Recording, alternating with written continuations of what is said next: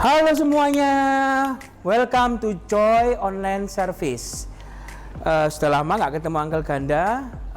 Uncle Ganda mau nyapa buat semua yang nonton, baik yang baru pertama kali maupun yang sudah rajin menonton, baik yang ada di Surabaya, di Palangka, di Jakarta, dan dimanapun adik-adik berada. We are so happy to meet all of you. Sebelum kita nyanyi, main games, dan juga dengerin firman Tuhan, kayak seperti biasanya, kita mau yel-yel. Saya mau manggil kakak-kakak untuk masuk. Oh, kakaknya cuma satu ternyata. Oke, nggak apa-apa. Satu tapi bisa membuat semuanya ceria. Oke ya, siap ya kak ya? Oke. Joy, yes, yes, yes, I'm awesome. Oke, sekali lagi ya, yang semangat ya. Joy, yes, yes, yes, I'm awesome. Hai everyone, kita siap untuk memuji Tuhan pada hari ini. Yang siap memuji Tuhan semuanya, ayo kita mau bangkit berdiri sama-sama. Kita mau memuji Tuhan ya.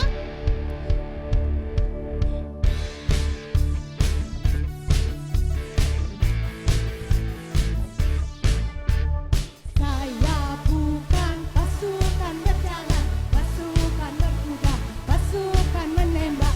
Saya tidak menembaki musuh, tapi saya laskar Kristus.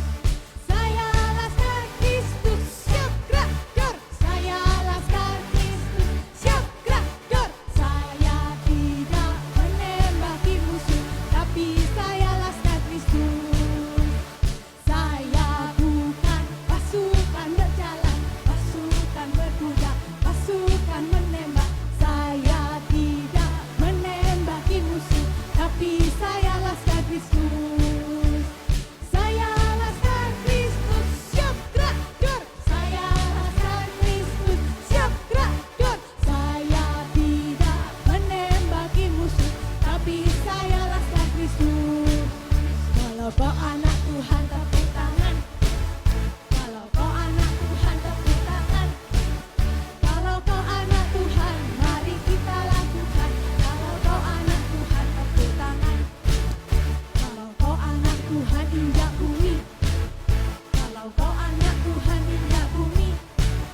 Kalau kau anak Tuhan, mari kita lakukan. Kalau kau anak Tuhan, injak bumi. Kalau kau anak Tuhan, bilang amin, amin. Kalau kau anak Tuhan, bilang amin, amin. Kalau kau anak Tuhan, mari kita lakukan. Kalau kau anak Tuhan, bilang amin, amin. Kalau kau anak Tuhan, tepuk tangan. Kalau kau anak Tuhan, tepuk tangan. Kalau kau anak Tuhan, mari kita lakukan. Kalau kau anak Tuhan, tepuk tangan. Kalau kau anak Tuhan, injak bumi. Kalau kau anak Tuhan, injak bumi. Kalau kau anak Tuhan, mari kita lakukan. Kalau kau anak Tuhan, injak bumi.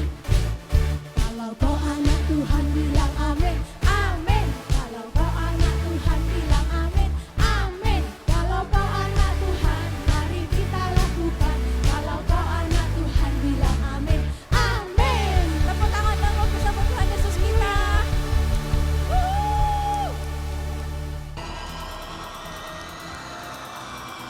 Semuanya sama-sama ya. Kita tepuk tangan yuk, sekali lagi yuk.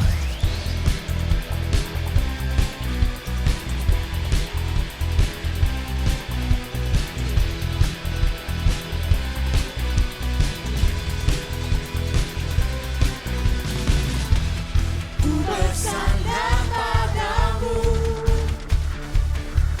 sungai di gurun kau adakan.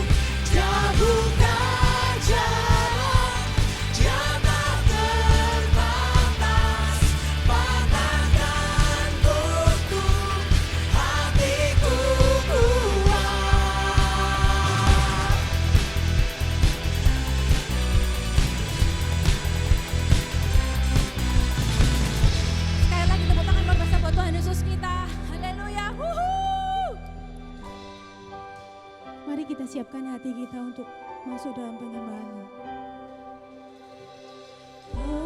Penasehat di hidupku, penghibur bagi jiwaku, ya Roh Kudus penolongku di tubuh, jiwa dan rohku. Penasehat di hidupku, penghibur bagi jiwaku, ya Roh Kudus penolongku di tubuh, jiwa dan rohku. Semua angkat tangannya tinggi-tinggi, katakan Maha Hadir, Roh Kudus di sini kau bagiku,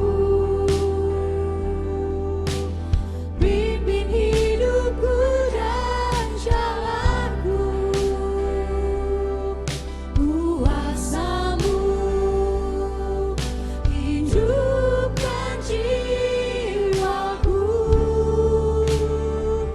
Engkau Maha Hadir, Roh Kudus di sini kau bagiku,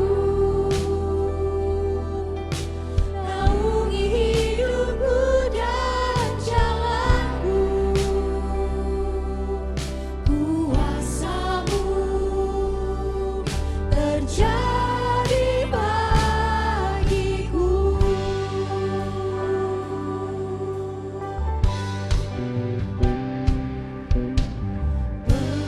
Penasehat di hidupku,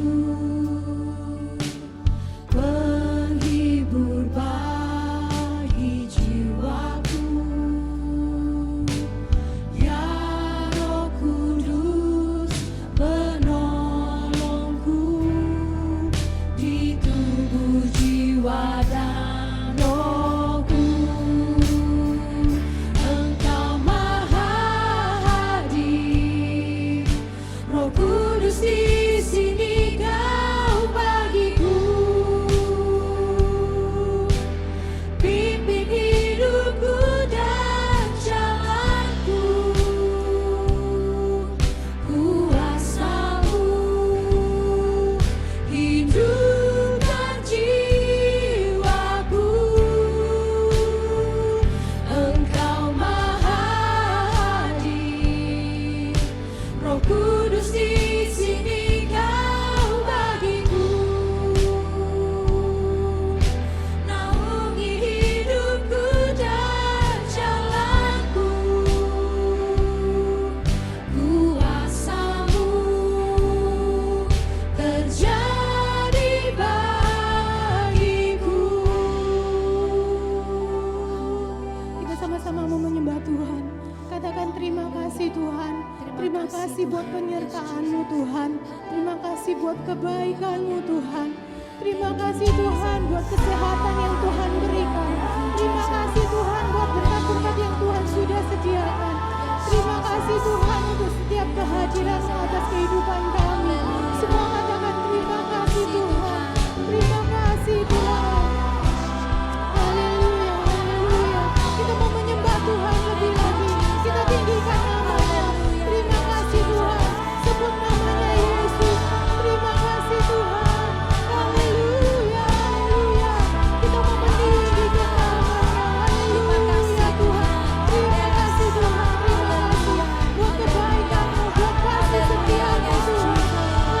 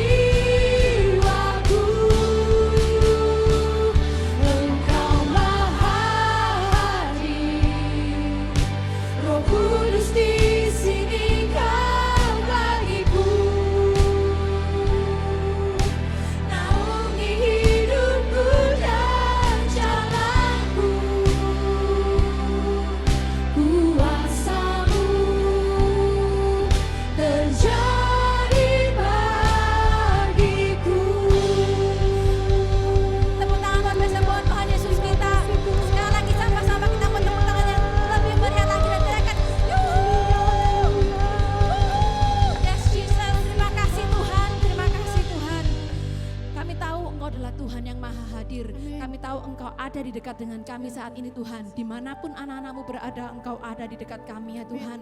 Terima kasih Tuhan, terima kasih atas penyertaan-Mu sepanjang minggu ini ya Tuhan. Kalau sebentar kami akan mendengarkan firman-Mu, Kau juga kiranya terus pimpin kami, agar kami semua bisa mendengarkan dengan baik ya Tuhan.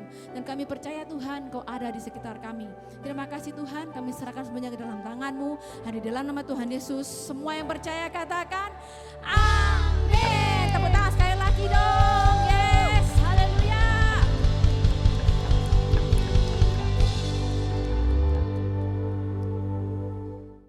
Halo adik-adik, ketemu lagi sama Uncle Ganda. Kita mau main games. Siapa yang mau main games? Angkat tangannya. Oke, kali ini gamesnya seru banget. Kenapa? Karena suasananya lagi panas dan gamesnya adalah makan es krim. Lomba makan es krim paling cepat dia yang menang. Oke? Oke. Sebelum kita mulai, tentunya Uncle Ganda mau dibantu sama uncle-uncle dan anti yang lain. Yuk masuk. Halo Uncle Hendra, halo Uncle Mela. Oke, saya ada di situ. Oke, saya sebagai jurinya. Kita mau lomba siapa yang paling cepat makan es krimnya. Oke ya, kita hitung bersama-sama ya. 3, 2, 1, tet. Ayo, ayo, ayo. Uncle-nya kok nggak ada yang nggak dikasih es krim ya? Kamu ngiming-ngiming Uncle Ganda ya? Wah, ini Uncle Ganda udah lama nggak makan es krim ya? Sampai kayak gitu, nggak malu sama ini. Ayo, cepetan. Ini namanya gangguan. Tapi yang paling penting adalah lomba. Kelihatan memang, kelihatan paling semangat. Jadi es krimnya anaknya kayaknya dihabisin sama. Oke, simple ya gamesnya ya, cuman lomba makan es krim. Oke, see you, bye-bye. Hai semuanya, mari kita sama-sama ucapkan tema besar kita, oke? 2, 3, I'm awesome. Sekali lagi yuk, 1, 2, 3, I'm awesome. Nah, di bulan September ini kita masih membahas mengenai dunia serangga atau bugs life. Yang minggu lalu kita bahas yaitu belalang atau grasshopper. Kita belajar di mana belalang itu bisa melompat mencapai 1,5 meter, yang which is kita tahu, wow, itu lumayan buat belalang yang kecil, lumayan cukup jauh ya. Dan ditambah dengan sayapnya dia, akhirnya dia bisa melompat hingga 10 meter katanya. Nah, pelajaran dari belalang ini apa? Mengenai kalau setiap kehidupan kita, seringkali kita harus run away from sin. Nah, di minggu ini kita akan belajar mengenai serangga yang nggak kalah cantik sama kupu-kupu atau butterfly, yaitu dragonfly. Mari sama-sama kita ucapkan dragonfly atau capung ya. Nah, ternyata dragonfly ini fungsinya itu justru, jadi kita mesti, apalagi yang suka tanaman, mungkin mama, papa kita, orang tua kita yang suka tanaman, justru adanya dragonfly ini membantu melindungi tanaman dari berbagai jenis hama. Karena makanan utamanya dragonfly atau capung adalah kutu daun atau serangga hama. Dan yang berikutnya, dragonfly itu juga membantu menjaga lingkungan itu jadi lebih sehat. Karena apa? Buat kita yang nggak suka kan kalau tidur ada suara nging, apa itu kira-kira? Yaitu nyamuk. Nah, dragonfly juga berfungsi sebagai predator alami nyamuk dan menjaga populasinya juga tetap terkendali. Dan yang berikutnya, dragonfly itu ukurannya mungkin bisa dibilang kecil ya, ukuran alami, tetapi untuk bisa mendeteksi air mana yang lingkungannya itu bersih. Karena ternyata dragonfly atau capung itu dia hanya bertelur di air yang bersih. Cukup hebat ya. Jadi dengan adanya dragonfly bisa mendeteksi air tersebut kotor atau tidak. Nah, karena itu lingkungan kita itu perlu dijaga supaya tetap bersih, supaya dragonfly ini bisa terus berkembang biak. Nah, begitu halnya seperti kita, anak-anak Tuhan, kita perlu banget untuk menjaga hati kita supaya tetap bersih. Dan kita perlu ada satu kalimat yang perlu kita notice hari ini, highlight kita, yaitu dare to speak the truth. Mari sama-sama ucapkan ya. 2, 3. Dare to speak the truth. Nah, hari ini kita akan belajar dan ada real story yang terjadi, yaitu mengenai dapur api. Wah, kira-kira ceritanya kayak gimana ya? Kalau kita dengar dapur api, serem banget. Nah, ini mengenai ada 3 orang yang bernama Sadrak, Mesak, dan Abednego. Pada suatu hari, Raja Nebukadnezar, dia ini mendirikan patung emas yang giant, yang gede banget, yang katanya tingginya itu bisa mencapai 27 meter dan lebarnya itu hampir 3 meter. Bayangin nih, patung emas yang mengkilau, mungkin silau banget kalau kita lihat.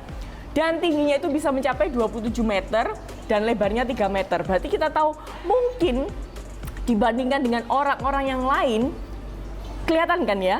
Wah, patungnya ini gede banget. Sampai orang lain kayaknya nggak mungkin kalau lewat daerah tersebut, area tersebut, nggak melihat patung emas itu. Nah, Raja Nebukadnezar, dia mendirikan patung emas itu di dataran Dura, Provinsi Babel. Nah, Raja, karena udah selesai patungnya dibangun, Raja itu mengundang semua leader-leader di tempat itu, semua raja, gubernur, bupati, pokoknya semuanya diundang deh, pejabat-pejabat dan lain sebagainya, untuk menghadiri upacara peresmian patung emas yang giant tersebut, yang udah didirikan oleh Raja Nebukadnezar. Nah, setelah semuanya datang, Raja ini memerintahkan kepada semua yang datang untuk menyembah patung ini. Lalu ajudan dari raja, dia berseru dengan nyaring, "Saudara-saudara dari segala bangsa, dari segala bahasa, suku, dengarlah perintah raja ini. Jika trompet berbunyi gitu ya, diikuti bunyi seruling, kecapi, dan semua musik-musikan ini, nah, saudara-saudara harus sujud menyembah kepada patung emas ini." Ini hanya ilustrasi ya, gimana Raja Nebukadnezar dia mendirikan patung emas yang giant, yang tinggi banget. Nah, semua yang datang itu pada saat ada bunyi trompet harus menyembah patung ini. Nah, barang siapa tidak menaati perintah ini akan langsung dilemparkan ke dalam perapian yang menyala-nyala. Maka mendengar alat-alat musik itu dibunyikan, orang-orang dari segala bangsa, dari segala suku, bahasa, semuanya sujud kepada patung emas tersebut. Nah, beberapa orang Babel memakai kesempatan itu untuk mencelakakan juga orang Yahudi. Nah, mereka berkata kepada Raja Nebukadnezar, "Hiduplah tuanku selama-lamanya. Tuanku sendiri telah mengeluarkan perintah bahwa segera setelah alat musik itu dibunyikan, semua orang kan harus menyembah kepada patung ini. Dan barang siapa yang tidak mematuhi perintah itu akan dilemparkan ke dalam perapian yang menyala-nyala." Nah, tetapi ada beberapa orang Yahudi yang mereka ini pada saat mendengar perintah tersebut, mereka tidak mau menyembah patung emas dari Raja Nebukadnezar. Nah, 3 orang tersebut adalah Sadrak, Mesak, dan Abednego. Si ajudan raja ini, dia lapor ke raja. "Raja, ada 3 orang, Sadrak, Mesak, dan Abednego ini. Dia tidak mau memuja ilah-ilah tuanku dan tidak pula mau menyembah patung emas yang raja dirikan." Waktu dengar itu, rajanya pasti marah banget kan? Karena dia merasa ini patung yang aku dirikan dan aku memberikan perintah untuk semuanya harus menyembah patung ini pada saat trompet dibunyikan. Nah, lalu raja bertanya langsung kepada mereka, "Sadrak, Mesak, dan Abednego, betulkah kamu tidak mau menyembah ilah-ilahku dan tidak mau pula sujud menyembah patung emas yang aku dirikan ini? Nah, sekarang bersediakah kamu untuk sujud dan menyembah patung ini pada waktu musik dibunyikan? Jika kamu nggak mau, kamu langsung akan dilempar ke perapian yang sangat panas dan aku yakin kamu tidak bisa menyelamatkan diri." Dan dia juga berkata, rajanya, "Dewa manakah yang akan sanggup menyelamatkan kamu dari kuasaku?" Lalu Sadrak, Mesak, dan Abednego mereka menjawab, "Baginda yang mulia, kami tidak akan mencoba membela diri kami. Jika Allah kami yang kami sembah sanggup menyelamatkan kami dari perapian yang menyala itu dari kuasa Tuanku, pasti Ia melakukannya. Tetapi seandainya pun tidak, hendaknya Tuanku juga maklum bahwa kami tidak akan memuja dewa Tuanku dan tidak pula menyembah patung emas yang Tuanku dirikan." Marahlah Raja Nebukadnezar terhadap Sadrak, Mesak, dan Abednego, dan dia langsung memerintahkan kepada pegawainya untuk mengikat kuat supaya Sadrak, Mesak, dan Abednego mereka nggak bisa melarikan diri atau lepas dari ikatannya itu. Dan segera ketika 3 orang tersebut, Sadrak, Mesak, dan Abednego udah diikat keras, dan beberapa orang membawa mereka untuk dijeburkan ke perapian yang panas tersebut. Nah, karena saking marahnya Raja Nebukadnezar, dia membuat apinya itu 7 kali lebih panas dari biasanya. Nah, sampai-sampai orang yang membawa Sadrak, Mesak, dan Abednego untuk mencemplungkan di perapian itu, orang-orang tersebut itu meninggal. Karena apa? Saking panasnya. Nah, nggak lama setelah itu, waktu Sadrak, Mesak, dan Abednego mereka dijatuhkan ke perapian yang sangat panas, tetapi nggak lama kemudian raja tersebut melihat ada 4 orang yang bangkit dari perapian dan keluar dari perapian. Nah, salah satunya yaitu yang Sadrak, Mesak, dan Abednego, dan 1 orang lagi itu mukanya menyerupai seperti dewa. Lalu Raja Nebukadnezar dia mendekati sedikit ke perapian karena dia penasaran banget. Loh, tadi yang dijatuhkan ke perapian ada 3 orang, kok bisa ada 4 orang yang bangkit dari perapian dan berjalan. Nah, salah satunya mukanya katanya seperti dewa. Nah, lalu Raja Nebukadnezar dia mendekati perapian itu dan berseru, "Sadrak, Mesak, dan Abednego, hamba-hamba Allah yang maha tinggi, keluarlah dari perapian itu." Maka mereka bertiga keluar. Nah, semua wakil raja, gubernur, kepala bupati, pegawai lainnya itu semua mengelilingi ketiga orang tersebut dan melihat bahwa mereka itu sama sekali tidak tersentuh oleh api. Bahkan rambutnya pun itu masih utuh. Pakaian mereka juga tidak gosong, juga tidak bau asap. Aneh banget kan? Nah, lalu berkatalah raja, "Pujilah Allah yang disembah sama Sadrak, Mesak, dan Abednego. Dia telah mengutus malaikatnya untuk menyelamatkan ketiga hambanya ini yang percaya kepadanya, dan mereka telah melanggar perintahku dan lebih suka mati daripada menyembah atau memuja dewa manapun kecuali Allah mereka sendiri. Nah, sebab itu, karena justru itu, aku memerintahkan bahwa setiap orang dari bangsa, dari semua suku, dari semua bahasa manapun yang mengucapkan penghinaan terhadap Allahnya yang disembah Sadrak, Mesak, dan Abednego akan dipotong-potong dan rumahnya akan dirobohkan dan dijadikan timbunan puing-puing. Sebab tidak ada dewa yang dapat melakukan apa yang telah dilakukan Allah itu." Setelah itu raja menaikkan pangkat Sadrak, Mesak, dan Abednego sehingga mereka menjadi pejabat-pejabat tinggi dari provinsi Babel. Nah, kita udah dengar cerita mengenai Sadrak, Mesak, dan Abednego, gimana mereka itu sangat berani mengatakan kebenaran di hadapan Raja Nebukadnezar. Waktu mereka percaya sama Tuhannya, Allahnya, walaupun mereka diancam untuk dilemparkan ke perapian yang sangat panas, yang secara logika pastinya mereka akan mati. Tetapi apapun yang terjadi, mereka tidak mau menyembah patung lain. Mereka tidak mau menyembah Tuhan dan Allah yang lain. Tetapi mereka tahu bahwa ternyata Tuhannya menyelamatkan mereka dari perapian yang panas, yang bahkan tidak menimbulkan bau hangus, juga tidak membakar rambutnya, tidak membakar even pakaiannya, dan seluruh tubuhnya aman semuanya.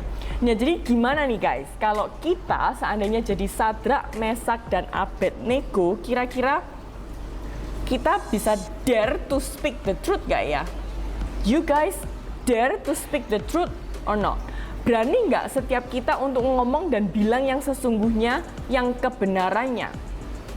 Nah, today I'm gonna show you kenapa kebenaran atau the truth itu sangat penting. Nah, hari ini Miss punya ice cream. Siapa yang nolak ice cream? Pasti semuanya kepingin kan, langsung pada ngecas, langsung semuanya pada mungkin, Mama aku mau ice cream gitu. Nah, ice cream itu kita tahu rasanya tuh enak ya kan, manis. Nah, Miss juga punya garam dan juga susu kental manis. Nah, ngapain sih hari ini? Karena Miss mau coba dulu nih.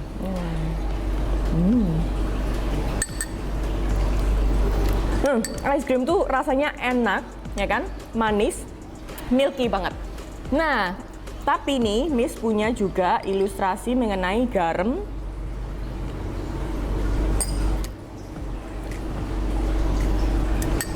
Begitu dimakan, oh no, kita bisa langsung tahu ya, rasanya ini something is wrong gitu. Nah, sama halnya dengan kehidupan kita. Garam ini mengilustrasikan tentang kebohongan.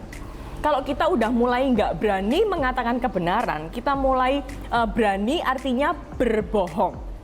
Dan kita semuanya perlu ingat bahwa bohong itu nggak enak. Sama seperti waktu kita makan ice cream ada garamnya. Nggak kelihatan sih, warnanya sama putihnya. Tetapi waktu kita makan, jadi nggak enak, gitu kan? Nah, ketika kita sudah mulai tidak berani untuk dare to speak the truth, kita mulai nggak berani untuk mengatakan yang sebenarnya atau kebenarannya, kita akan seringkali mulai menutupi dengan another kebohongan dan another lie.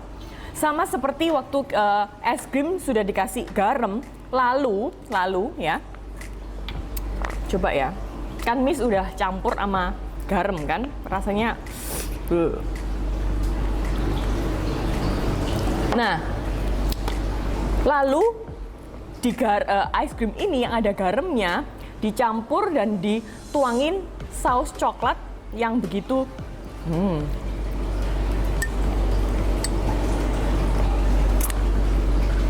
kelihatannya sih udah dituangin saus coklat, pasti udah menutupin semua kebohongan nih, semua kebenarannya yang kita mungkin nggak ucapkan jadi berbohong, ditutupin sama saus coklat yang kelihatannya enak, itu ternyata tetap bisa dirasakan garamnya.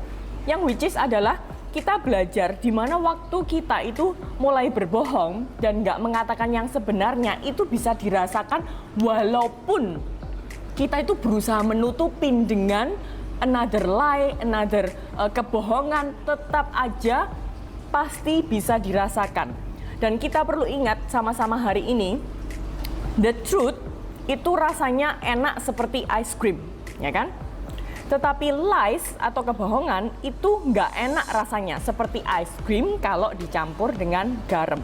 Jadi ketika kita mulai nggak bisa untuk dare to speak the truth, kita mulai nggak berani untuk mengatakan kebenarannya, kita perlu ingat ice cream yang dicampur dengan garam itu rasanya nggak enak.